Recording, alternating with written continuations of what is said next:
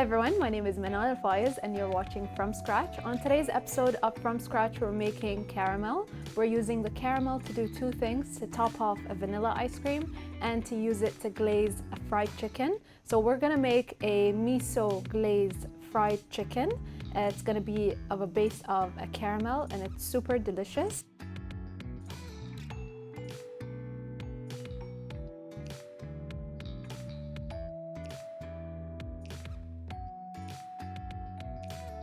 But to start off, we're gonna make our caramel, and for that what you're gonna need is some sugar, some sea salt, butter,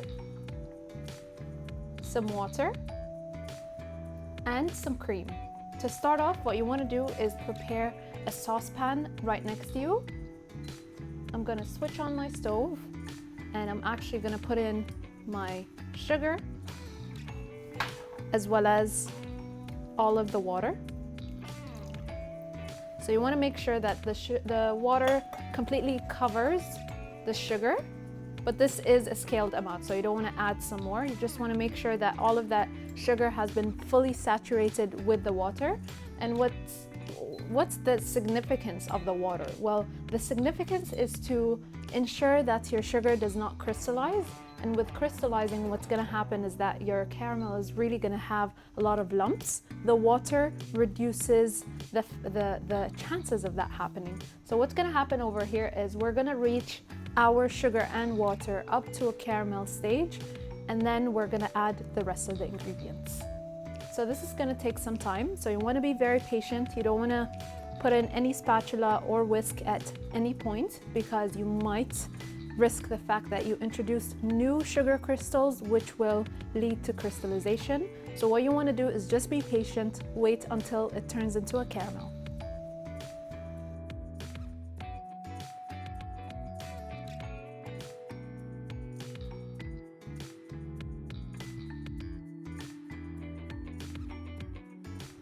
So how do you know you've reached a caramel stage? Well, you could tell just by looking at it. It should look nice and a dark amber brown in color. So that's exactly what we're looking for. What I'm doing is I'm slowly swiveling around my saucepan ever so gently. I'm trying not to reintroduce any sugar crystals to themselves. And what I'm doing is I'm making sure that all of the sides of the saucepan are clear from any sugar crystals. So just because we added some water, this process right here is going to take a bit of time, just because your caramel will only start happening once all of that liquid has fully evaporated.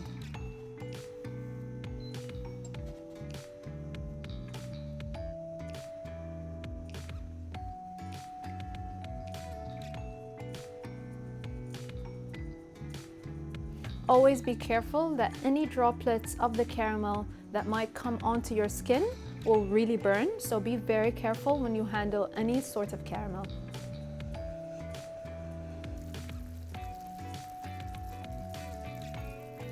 So at this stage, I could visibly see that the water has started to evaporate. My liquid is starting to thicken, so it should go faster from now. Some sugar professionals out there can actually tell the stages of sugar just by looking at the bubbles that form in the pan. So as I could notice right now, what's happening with the bubbles is that they are increasing in diameter, so they're basically getting bigger. And what this tells me is that it's almost to reaching up to that caramel stage. So in a few seconds, I'm just going to switch off the heat. You could swivel around your pot to make sure that you get that bubbles kind of to subside, so you could get a clearer look into the color.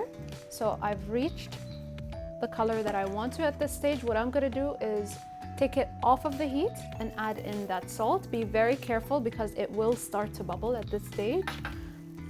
I'm going to put in my whisk,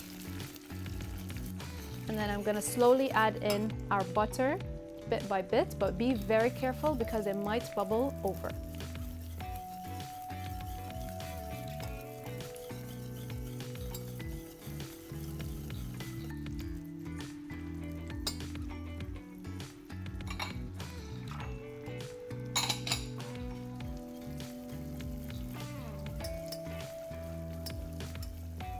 So while the butter keeps on melting, what I'm going to do is I'm going to slowly stream in our cream as well to get that nice and emulsified together.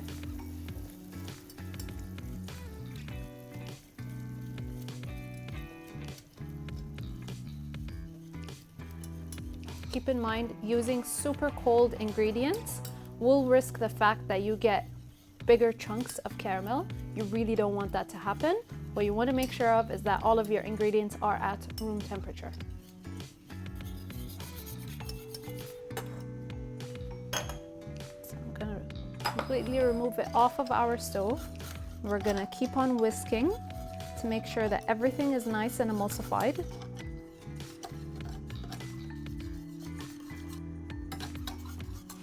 So take your time with achieving this step because you don't want a very split caramel. You don't want to see any pieces of split butter that have arisen to the top. You want a completely emulsified caramel. So our caramel sauce is completed. What I'm going to do is just pour it onto our bowl over here and set it aside to cool down. What we're going to do next is we're going to start prepping for our fried chicken. So I'll see you guys right after the break.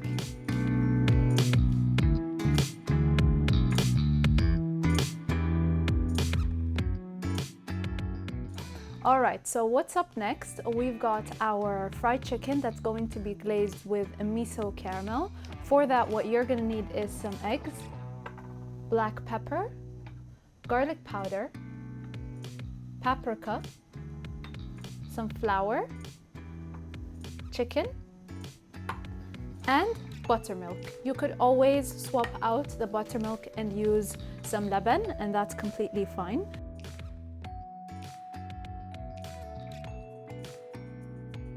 So what we're going to start off with doing is we're going to pour in our buttermilk into our bowl right here. And we're going to grab that egg, pop it right in. And what we're going to do is we're going to season everything. So I'm going to add 2 pinches of salt. We're going to get that nice and whisk through.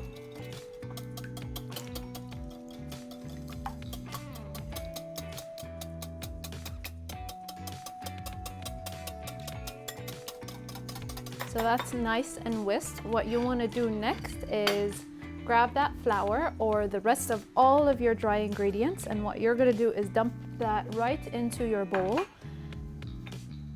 So this is going to be our dredging kind of station where we've got the wet and then the dry and then right into our hot oil.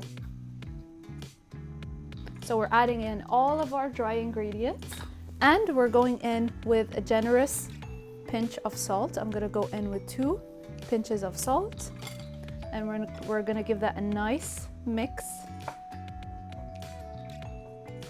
So once you're sure that everything is nice and mixed through, what you want to do is, before starting, check the temperature of your oil. You're looking at a temperature between 170 up to 180. I tend to think that once you reach that 180 mark, your fryer is going to keep on going. So just make sure that you reach a 170 mark, 175. I would say that's the best spot. So I'm at 180. What I'm going to do is just lower down the temperature and we're going to start dredging. So I'm going to grab our chicken and make sure I've got that nice and dunked into my liquid component. And then this goes right into our dry. You want to ensure everything is nice and covered.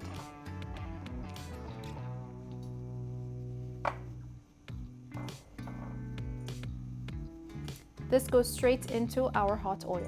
Very carefully lower it down. So I'm going to keep on doing this until I finish up all of my chicken, but make sure you don't overload your pan with too much chicken. You want to make sure you got just enough, just because it's going to lower down the temperature a lot.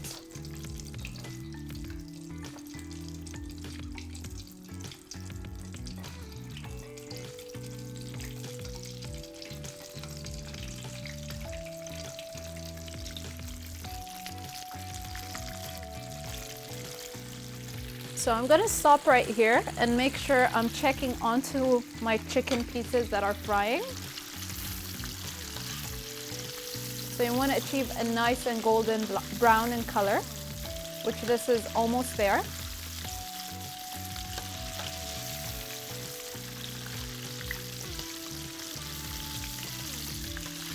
So you always want to prepare your station as well with a tray lined with tissue paper, just like this. And this is just to collect your chicken pieces after they've been fried. And what you constantly want to keep on doing is checking the temperature of the oil. You don't want it to drop down too much or go too high. So with a proper temperature of your oil, you will ensure that your chicken is properly cooked. So right over here is a perfect color that you want to reach. So I'm just going to remove everything that's in our pot. And what we're going to do is we are going to hit our chickens with a nice sprinkle of salt, and you want to do this while your chicken is fresh out of the oil, just because that heat is going to help with melting down your salt. What I'm going to do right now is I'm going to put this in a slightly heated oven to keep it nice and warm. I'm going to work on our miso caramel glaze next.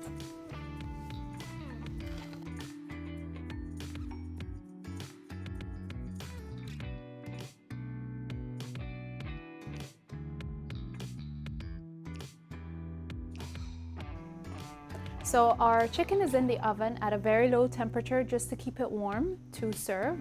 What I'm going to work on right now is our miso caramel glaze, and for that what you're going to need is some miso right over here. We have some black sesame seeds that we're going to use for garnish towards the end. What I have in this bowl is some very finely diced shallots together with garlic and some ginger. What I have over here is some sugar, rice, vinegar, soy sauce, and some water.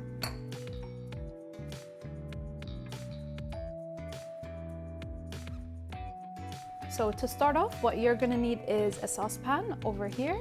I'm gonna switch on the stove, and what I'm gonna do is put our sugar,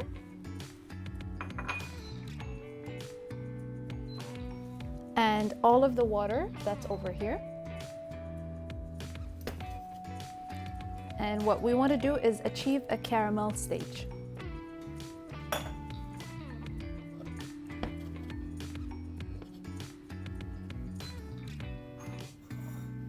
So just like our first caramel that we worked on, what you want to do is make sure all of that water completely evaporates and your sugar will slowly turn into a caramel. So just a few more seconds and we're going to take this completely off of the heat and add the rest of the ingredients. So I'm going to switch off the heat. Let this carry on with the residual heat that it has already.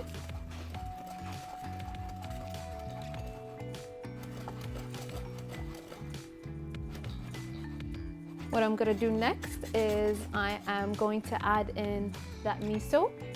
Make sure that you be careful at this stage because it will bubble up.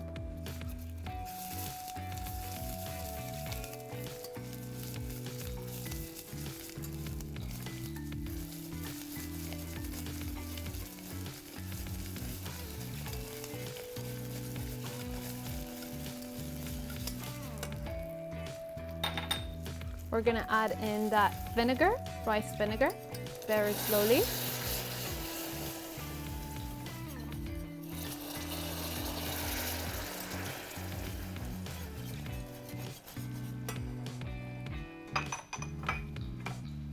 Soy sauce.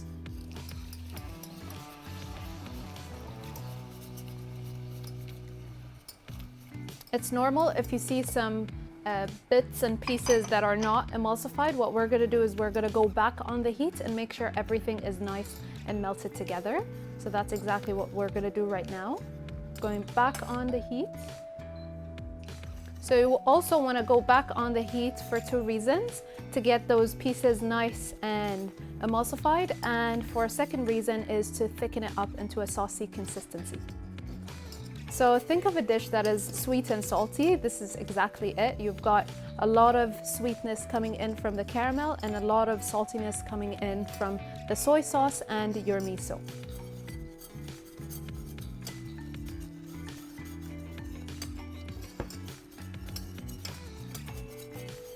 So we're bringing this up to a boil to get it nice and thick. What we're gonna add next is going to be our diced shallots, ginger, and garlic right into this mixture. So I'm almost there. I'm just gonna keep on going on the heat. What I'm gonna do next is I'm gonna take out the chicken pieces that we fried off that are sitting in our oven at a very low temperature. We're gonna toss those together with the sauce. So what I'm looking for is when I tilt the pan, that glaze slides through very slowly. And that's exactly what's happening. I'm gonna switch off the heat and add in everything. Give that a nice mix.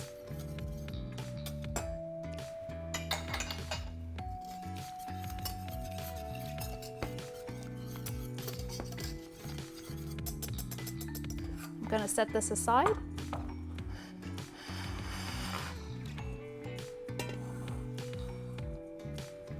And I'm going to take out those pieces of chicken.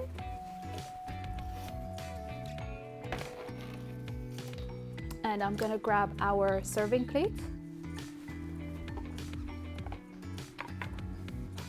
So what's left to do is just toss everything together and garnish. So what I have over here is a bowl that I'm gonna easily toss the sauce right into the pieces of fried chicken.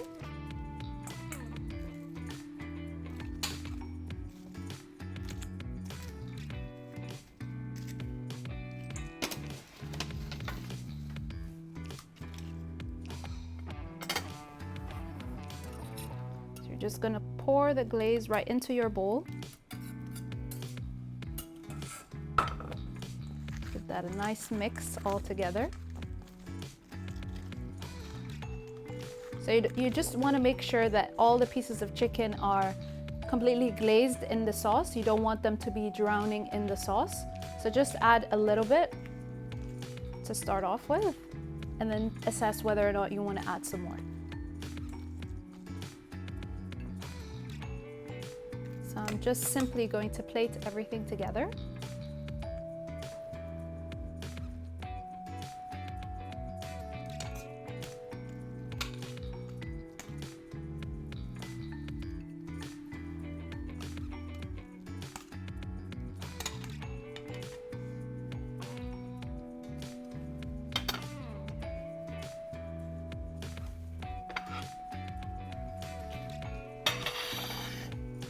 Going to garnish with just a little bit of black sesame seeds. So that's it on our miso and caramel glazed fried chicken. What we're gonna do next is finish off that caramel we made at the start together with a vanilla ice cream. So what's left to do right now is just garnish our vanilla ice cream with the caramel that we did at the beginning.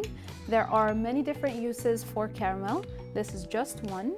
So you could use it for a variety of different dishes. You could use it even to top off a classic chocolate cake.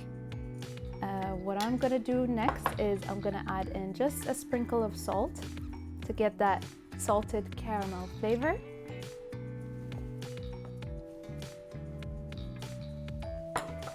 And there you have it, caramel made from scratch to garnish two dishes, one that was used for an ice cream and then one that was mixed together with savory ingredients to top off a fried chicken. I hope you guys enjoyed. I'll see you guys next time on From Scratch.